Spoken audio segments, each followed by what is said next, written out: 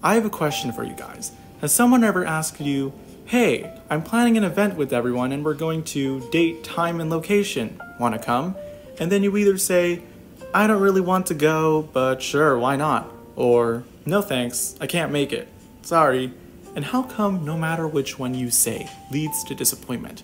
You decide to attend the event because you expect it to be really fun, and it's about time you start mingling with your friends that you don't see as much. But then when you attend the event, it's super boring and you wish you were at home instead. Or you decide not to attend the event, but you think of all the things that could have happened while you're not there. Once the event is over, you don't think much of it, until you see your friends post on social media of all the joyful moments during that time, and you missed out. Yeah, that's me.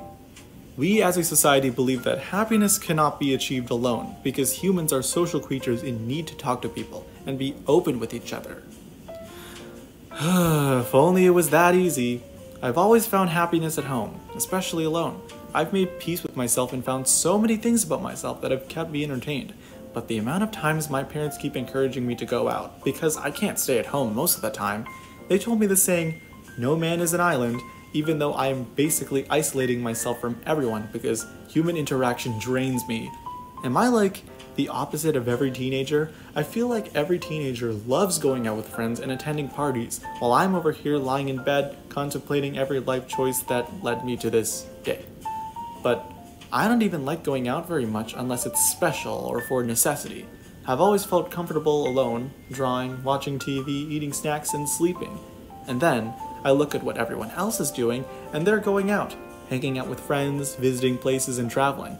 All of this just makes me think, what am I doing with my life? I should go on an adventure and make new memories.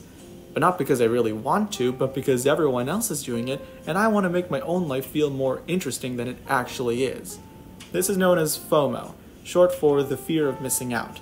This is when we fear not being able to do interesting things or attempt to do interesting things simply because we don't want to feel left out.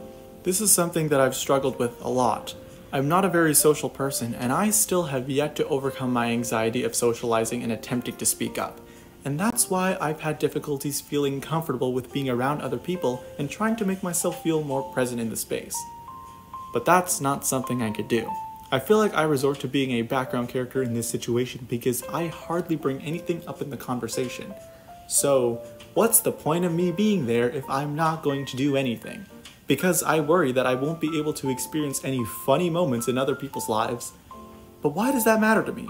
I just don't want to feel left out of the bunch, and I want to make it seem like I'm really cool and fun. But it's not the truth. I've always loved being alone, but I used to think that it was a bad thing, especially when I saw other people appearing very happy because they have friends to talk to and are making great memories together.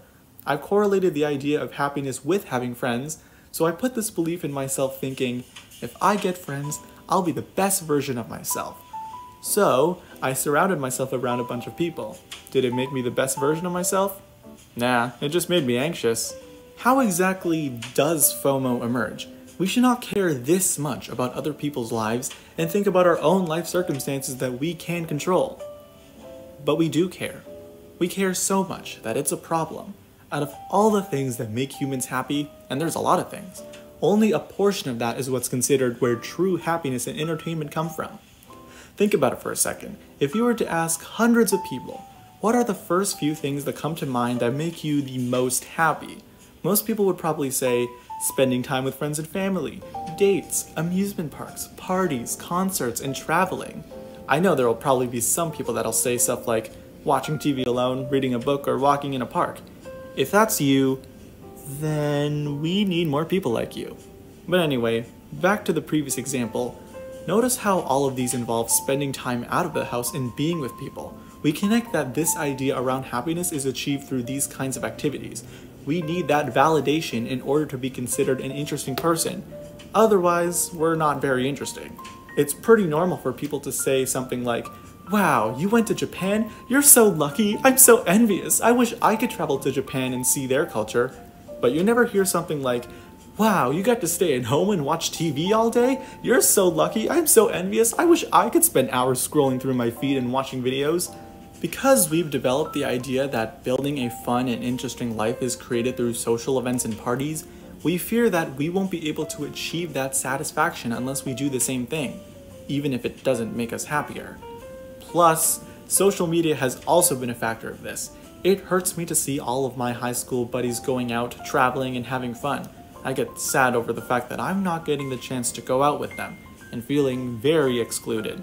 However, actually being a part of the friend group really helped me understand the behind the scenes of these situations. When you're limited to only pictures, you can only see people smiling at them. But you probably never look deeply into the picture and think of what actually happened before and after it. For example, you see someone smiling within beautiful scenery. You believe that they look really happy and that place they're in looks super cool and you wish you were there. But we never look at what happens outside of the photo. That person could have spent so much time trying to get the right photo and spent time uploading it to social media. We never think about that. I've never thought about that until I got to be in the photo. I remember one time when I was invited to someone's birthday party and we were taking pictures. When the party ended and I got to see the final photos being uploaded, it totally changed my perspective. Being on the other side of the situation really hit me differently. When I saw myself in those photos, I looked really happy. It looks like I'm having a really fun day, but in reality, I was just smiling for the picture, and I don't normally smile unless I genuinely want to look happy in them. It made me realize that even though it looks like other people missed out on the event, we're just posing for the photo, and that's all people get to see. So for other instances, when I feel like I've missed out on something that looks fun, I've only really paid attention to people's smiles.